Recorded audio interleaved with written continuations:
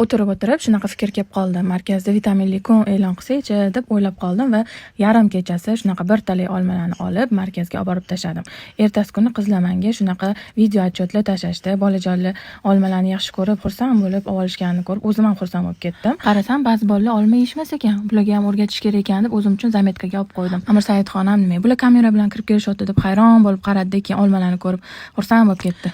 Darsdan davolni chiqqan Muhammad Sodiq ham hayron bo'lib qoldi. Hamma qilib o'ynayman ham olma ham berasizlarmi deb xursand bo'lib ketdi. Bolalarning xursandligini ko'rib, o'zim ham xursand bo'lib ketdim. Iroda bolalarni olma bilan rag'batlantirib, kamiga olma haqida savol-javoblar ham o'tkazibdi. Aytgancha, Sergeli filialimizda ham olmadan quruq qolmadi, ularga ham berib yubordim. Keyin menga ular ham shunaqa video otchotlar tashlashdi. Qizchamizni qarang, avvaliga bu sehrli olma emasmikan, ertadagi deb hayron bo'lib qaradi, keyin qani yeb ko'raychi deb bu ham yevordi. Abdurahmonning videosini ko'rib xursand bo'lib ketdim. Mustaqil so'zlari juda kam edi, savollarga ham uncha javob bermasdi. Qarang, bemalol savolga javob beryapti. Abdurahmon, молодец. Bularning videosini ko'rib, olma ham esimdan chiqib ketdi. O'zgarishlardan, natijalardan xursand bo'lib, videolarini ko'rib o'tirdim. Nima bu Muhammad Ayub?